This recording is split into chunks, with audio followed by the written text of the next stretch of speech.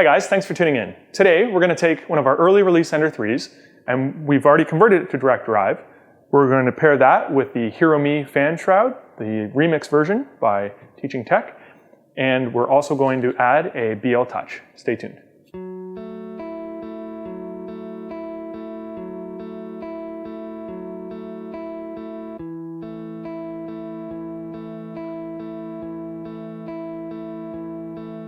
So to do this install, we're going to need the new shroud and mounting bracket.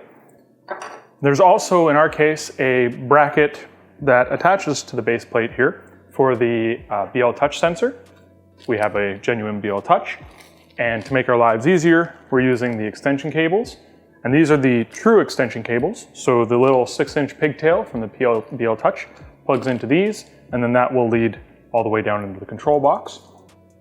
We're using a 5015 fan, of course 24 volt being an Ender 3 24 volt system. And for this particular one, we've managed to wear a groove in the plastic lever, which is something that can happen. And your filament can get caught in that groove and cause under extrusion. So we're replacing it with the genuine Creality aluminum extruder assembly. So to get started, I'm going to cut any zip ties that I have holding these wires in place and remove the extruder from the metal bracket, the new aluminum bracket at the back here. And we'll take the fan shroud off since we're not going to be using that anymore.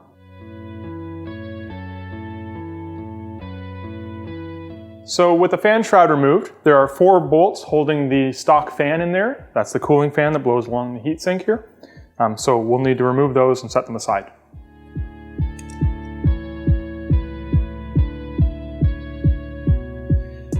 The leads to the stock cooling fan, since we're not using the stock cooling fan anymore, we'll just cut those.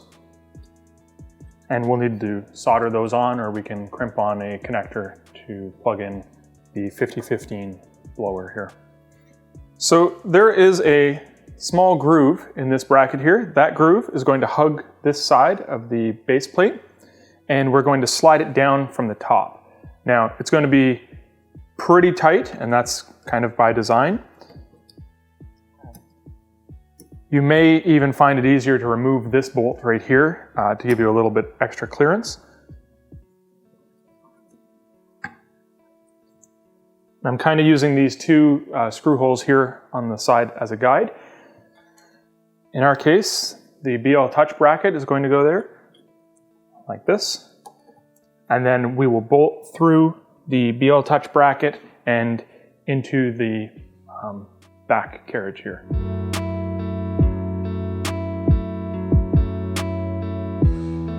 So at this point, we'll bolt the hot end cooling fan back on. It's a good time to clean any dust or debris that might be in there. And it's blowing in the direction of the sticker on it, so it should go that way. Probably orienting the wires out that side where the wires are going to go zip tied against this little bracket here would probably be best. And we'll just reuse the screws that we took out just a few minutes ago.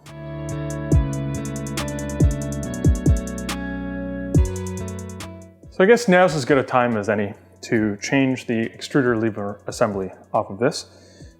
Take note of how it's currently assembled, and if you need a refresher, maybe check out the video that we made when we first installed the DDE3 kit on the orientation of all of these bits. So remove the spring, and then there are just 2 bolts here, 1 and 2. The other 2 normally go right through here and through the back plate there. Okay, so I've taken everything off and put it on the table exactly how it was. And there's the little spacer here that the DDE3 kit came with. And we'll just swap on these parts.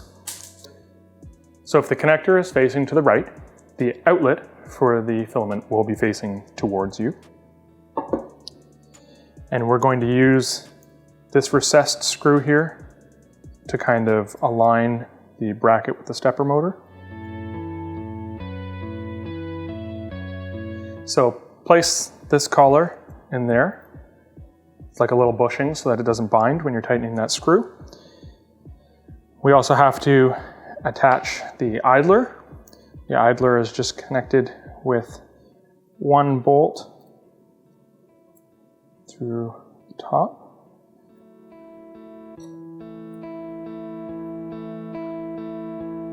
So tighten the bolt through the idler here, but not too tight. You don't want it to bind or anything. It should spin freely. We need a perch for the spring to sit on between this back plate and the lever.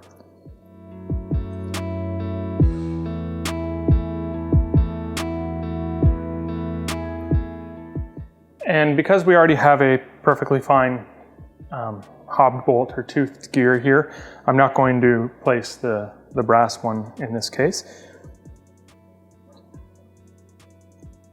We also need a perch on the lever.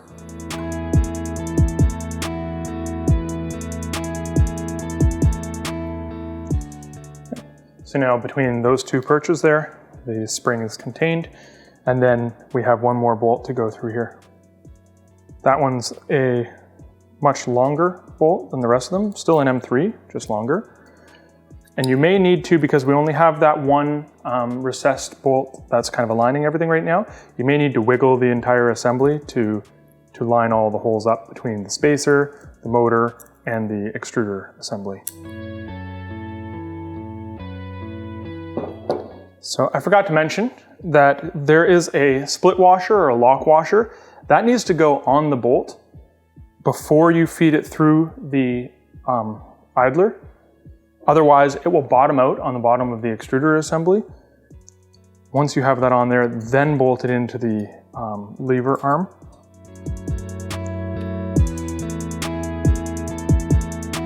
And just confirm that everything is moving freely. There's no binding or scraping going on there.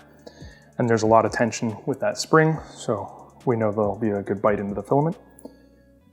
And also make sure that the idler and the teeth are lined up on that gear. If that gear is too high or too low, they may not be making good, proper contact. Now would be the time to adjust that. And in this case, I'm going to move this one down a little bit. So now we can place the spacer on here, and we will bolt this back onto there like that. However, because I changed for the metal extruder, there is not a big enough hole through the outlet here as there is in this stock one. So the hole narrows and the PTFE isn't going to go as far in. So we need to trim the PTFE a little bit. You can do that with a razor. Just try to make sure that it's a good square cut. In my case, because I have it, I'm going to use the tube cutters. And I'm just going to trim a little bit off, and I'll test fit it and then trim a little bit more if necessary. Okay, so a quick trim and I'm back in action. And it kind of just rests right on top of the fan there. So grab the two screws that we pulled out at the beginning, and you're going to bolt back through the back plate and into the extruder motor.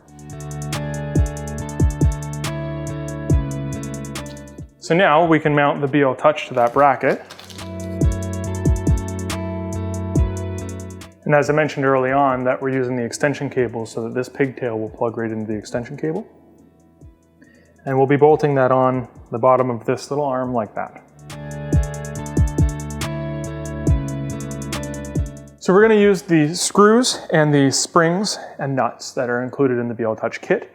The reason we're using the springs, which we haven't on some of our other videos, is this bracket doesn't really account for any adjustability up and down. So in order to be able to adjust the height of the BL Touch, we're going to use these springs, which will give us a little bit of play there.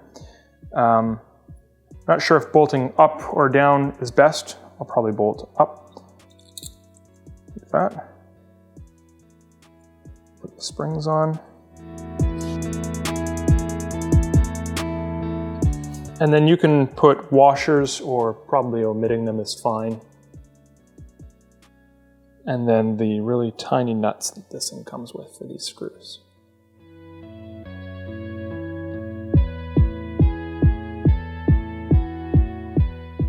So these screws, they're Phillips star, if you will.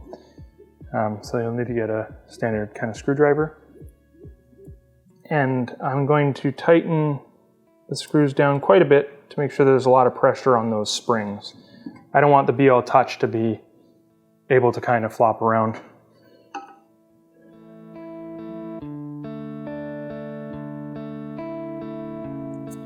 So I basically completely compressed the springs. We may never use the adjustability, but at least we have that option if we should need it in the future.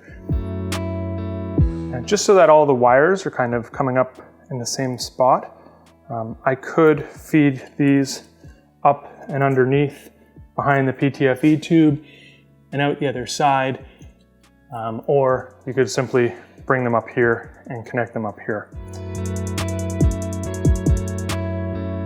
So I've run the wires across like that, and they're going to join up to this bundle here.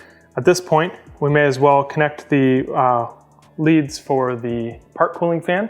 So that's our 5015 blower here. I'm just going to solder it directly on.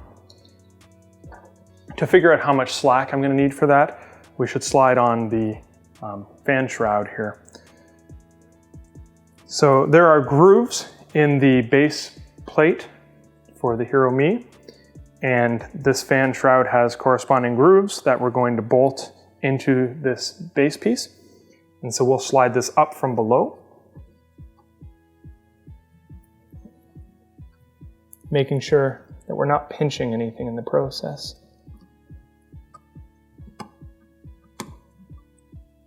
So the wire bundle here comes up and over top of the fan shroud. So the cooling fan just is friction fit into this side of the bracket. There's a little notch on here that goes into the top screw, what would be screw hole, to hold it down and in place. And because the wires from the original stock fan are right next to it, we don't really need a whole lot of slack here. So I can cut probably half of this off, and then I'm going to split these, and I'll strip them with some wire strippers and then solder them onto these two wires. The blue being the ground, so blue would go to black, yellow to red. So I've soldered up the cooling fan, and as I said, the cooling fan just slides in here. It's kind of friction fit. Make sure you're not pinching any of the wires in the process. Here we go. And then you can use a zip tie along this vertical component here to hold this bundle of wires up against that and out of the way. Reconnect the extruder stepper motor cable there. We will zip tie to here, but first we're going to add the BL Touch extension cable. So this is the SM-EX1000. 1000 meaning 1000 millimeters or 1 meter. And it's color coordinated. Things only plug in one way. For the white and the black, which is the end stop signal extension, you could plug it in the wrong way, but it is color coordinated, so white to white, black to black. It's just a little 2-pin DuPont. And so then those will follow this path. We'll wrap them in this plastic sheathing here, and then run them down the back and into the back of the control box. And when we come back, we'll be looking at the control box side. So here's the control board. I've already removed the Z end stop, which was connected into this one here. Each of these are labeled at the top. This one says Z stop. And we are going to, instead of using the micro switch, we're going to replace it with the lead from the BL Touch with the black cable facing the rear of the board if you're facing the front of the printer. So the black one is right there, closest to these power connectors. And you could add a dab of hot glue to hold that on there, but it should stay on its own as long as you're not tugging on it. And in order to flash the firmware, we're going to need to load on a bootloader. So we're going to use the ICSP headers here to connect to an Arduino Uno, and we'll use the Arduino IDE to flash a bootloader on this board so that it will then take a firmware through the normal USB upload method. When we're done with the bootloader, we're going to use 2 of the pins for the ICSP for the BL Touch, and this red wire here which is originally used for the beeper. That red wire is going to be used for the servo pin. So we'll actually be cutting this ribbon and splicing the servo pin into that wire. So we're going to refer to a previous video we made on flashing the Ender 3 for the pinouts and how to connect your Arduino Uno, as I've done here, to prepare ourselves for flashing the bootloader. So up here, you will see the board itself, and at the front of the board, kind of hidden by this ribbon cable right here, are 6 ICSP header pins, and those 6 pins connect to the 6 pins labeled ICSP on your Arduino Uno. You will need an additional DuPont cable to connect to pin 10 on the Uno, which will reset after flashing. So on the Arduino Uno here, our ICSP headers are these 6, and there will always be a star or a 1 in the corner. So starting at pin 1, these are numbered, we'll number these 1, 2, 3, 4, 5, 6. And in a moment, we'll flip over to the board and we'll point out the exact same pins with the same numbering scheme. However, on the Arduino Uno, we're not going to use pin 3. Pin 3 is going to be hooked up to pin 10 to reset. So I've actually jimmy rigged a cable here where I've taped the 5 pins in the orientation they need to go here, with 1 missing where pin 3 would be, and I have an additional 1 off pin that will go into pin 10. So here we are looking in the control box of the printer. This is a ribbon cable that leads to the screen, and right beside it we see the 6 pins for ICSP, and these pins are going to be numbered 1, 2, 3, 4, 5, 6. So the 1 pin is this furthest pin over here. And so we're going to connect them to the same pins numbered 1 through 6 on the Arduino board, with pin 3, which in this case pin 3 would be this bottom one here. That is the pin that is going to go to pin 10 on the Arduino. In my case, since I've made a prefab cable, I can just connect them in one fell swoop, and now I've got them all connected. So with the Arduino Uno board and its USB port kind of facing the printer's USB port, so if they're oriented like this, the pins for the ICSP are in line with each other, meaning that kind of counterclockwise, 1, 2, 3, and then 4, 5, 6, and then inside the box they would be also 1, 2, 3, 4, 5, 6. So you can check that things are connected correctly. And remember that pin 3 inside the board is the one that goes to pin 10 on the Arduino Uno. And for the next step, we're going to connect the Uno to our laptop, and we should see the power LED on the board of the Creality light up. So if we have everything connected correctly, when I connect the Arduino to my laptop, we will see the LED on the Arduino go on, and then we'll also see a blue LED on the Creality board right beside the ICSP pins. All right, first things first, we're gonna have to get the Marlin firmware. So go to marlinfw.org and click on download. And we want 1.1.9. We're gonna get the bug fix branch here.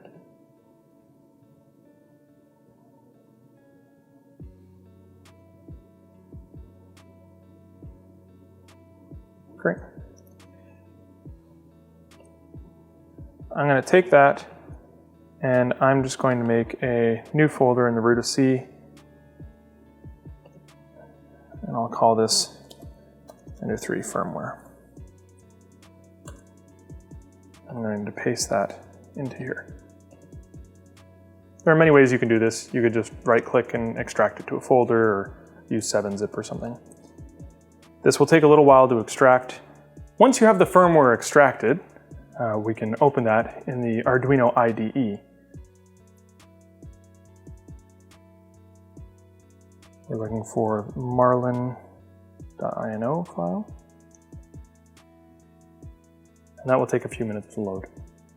So before we can use the Arduino Uno to flash the bootloader onto our printer, we need to actually flash the Uno with a special sketch to turn it into a programmer. So under Tools, under Board, make sure you have Arduino Uno selected. Choose your COM port.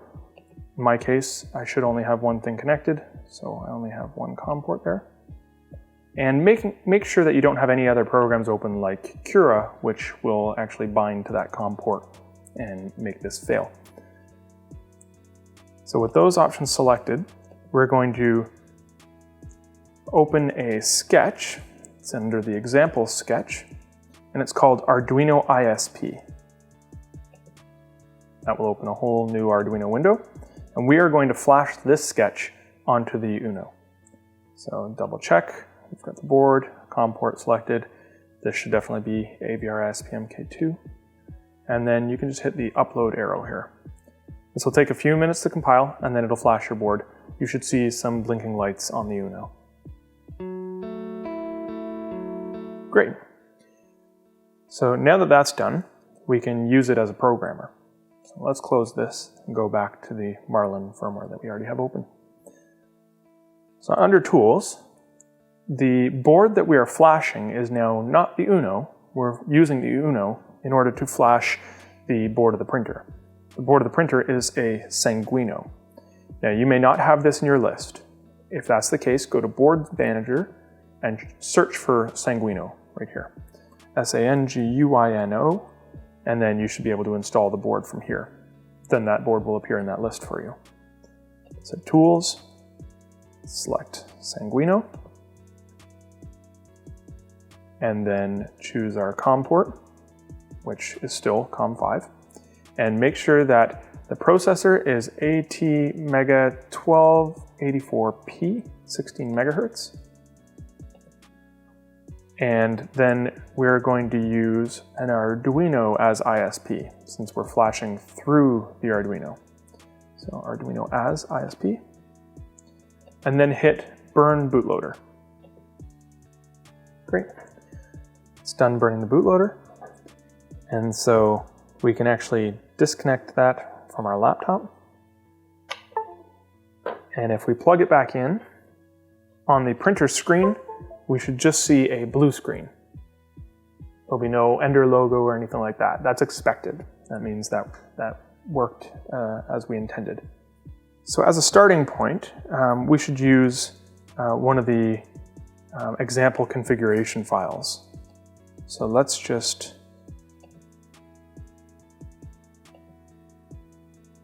go back to the extracted files we have here. And there's an examples directory, example configurations. And under Creality, under Ender 3, we can take configuration.h and advanced.h and bring them over, copy, right-click, copy,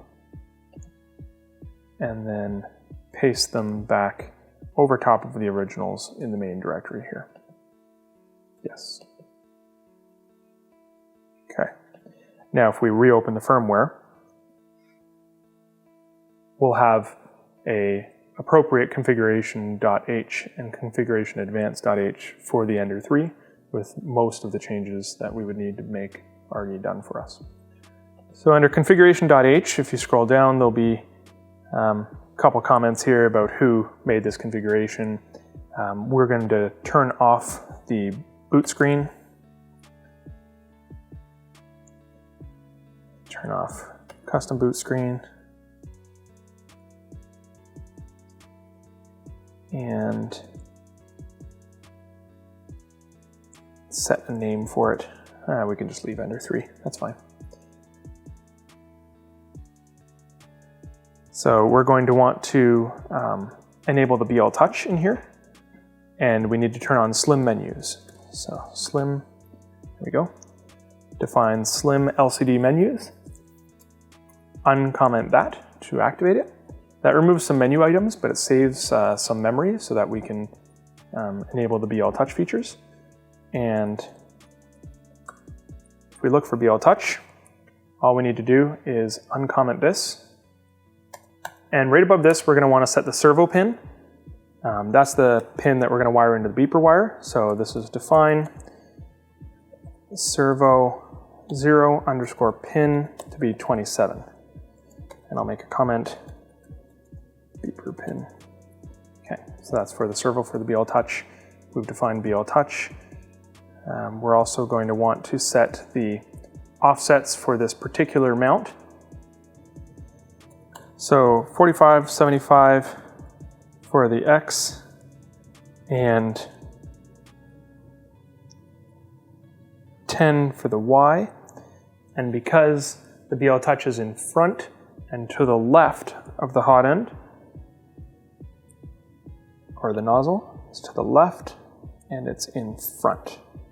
There, just using the comments on the right as a guide. So we're going to do bilinear leveling, auto bed leveling bilinear. And I like to uncomment this line. This means if you home, it will actually restore the leveling mesh. Otherwise, every time you home, it loses that leveling mesh and you either have to reload it from memory or reprobe the bed.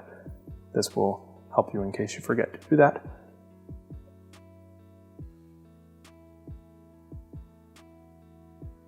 So just a little bit lower, grid max 0.3, so this is going to be a 3x3 probe. That's probably more than enough for the bed this size.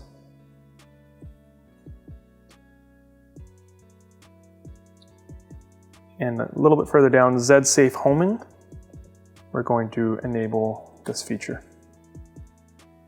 All right. I believe that's all we should have to do. Let's hit upload. Oh, no, let's not hit upload.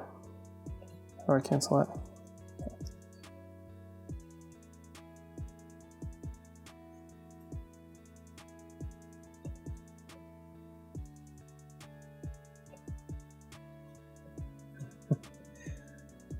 So before you hit upload, unlike I just did there, you need to change your programmer back. So it's not Arduino as ISP anymore, because we are now going to connect directly to the printer.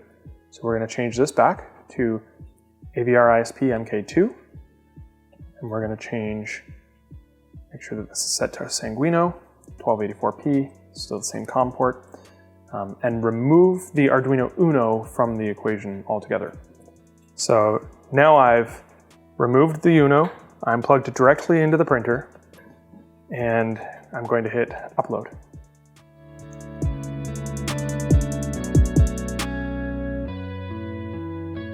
I forgot to disable something here. Status screen.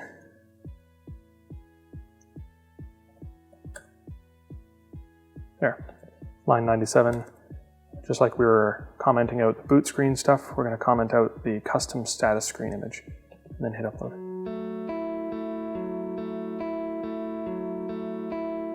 So the offsets that I set were taken from the Thingiverse link, and apparently it doesn't like the fact that I used a decimal place.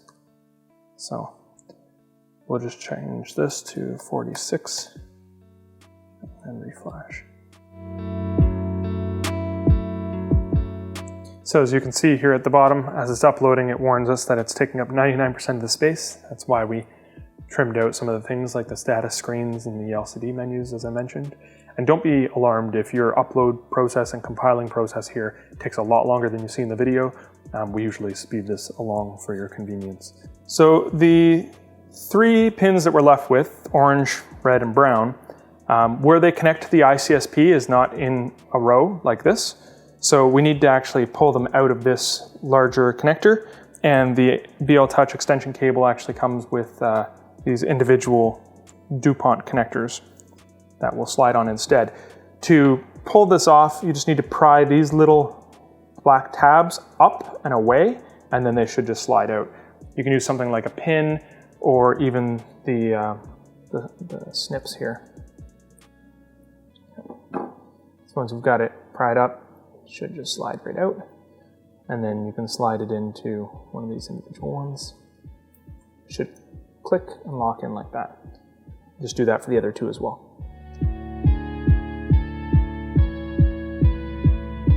So with the orange cable from the BL Touch spliced into pin 27, which was, again, the red line on the ribbon cable, and obviously you're splicing into the side of the ribbon cable that is connecting into the board, not the side coming out to the screen.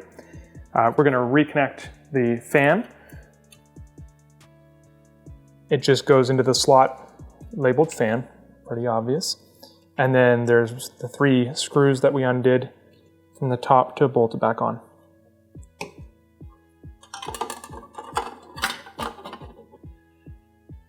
So I was just admiring a job well done, and I realized that I didn't actually bolt the fan shroud component to the back plate, the other part of the Hero Me bracket there. Because the 2 of them in this case fit so snugly together, they seem so secure I didn't even realize.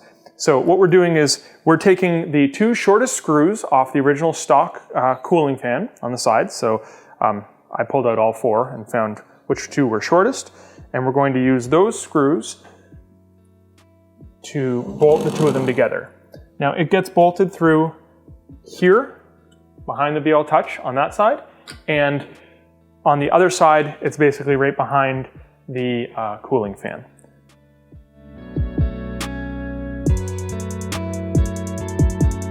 There we go. So now when we turn the unit on, we should have the BL Touch activate with its standard 2 clicks. There will be no more beeper noise when you hit the control knob down. And if I do a prepare auto home,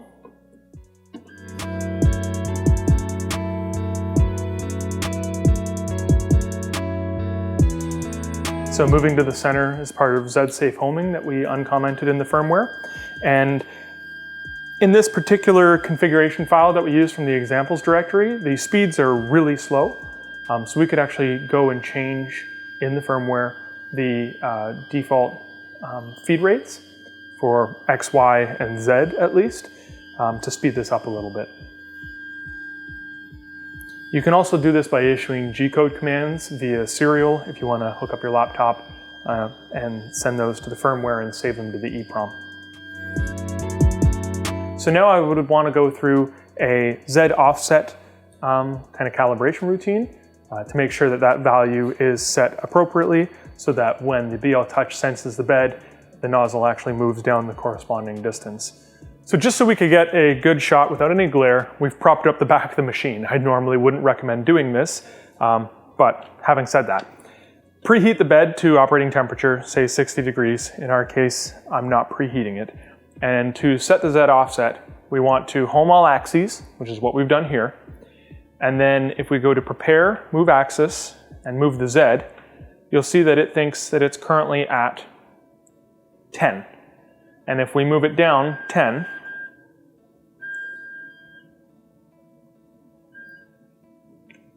it's still a mile off the bed here, right? So we need to change the Z offset. If we go back to the main menu and go to Control and go to Motion, the only option here now is Probe Z offset, and we'll change that to minus, I'm just gonna eyeball it here, we'll do like minus 3 millimeters. You know what? We'll go 4.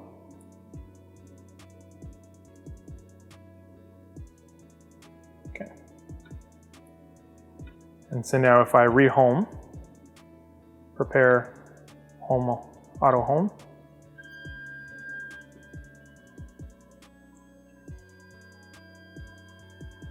it'll home all axes again, and where it ends up will be, instead of Z as 10, it'll be Z as 14, or at least it will think it's 14. So we'll be able to tell it to move down up 14 millimeters if need be. We'll move it down just a little bit at a time, and we'll check with the piece of paper to see for clearance. So prepare, move axis, move Z. I'm just gonna move 1 millimeter at a time. Like I said, it says it's at 14. So if I go to 4, that's where we were last time, because we only moved down 10 last time because it thought it was at 10. And 4, 3, 2.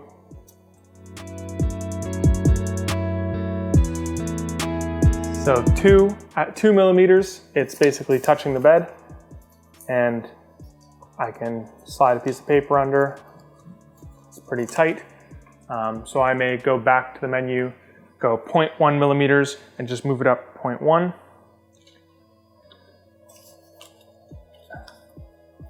And that in this case is basically perfect. So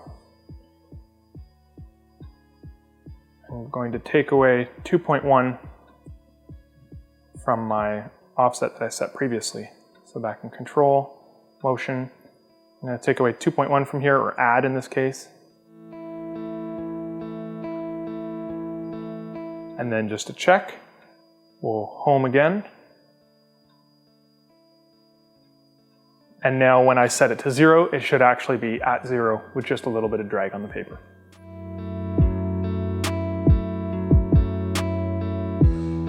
So it seemed like I needed to adjust it 0.3 more. And maybe this time we've got it.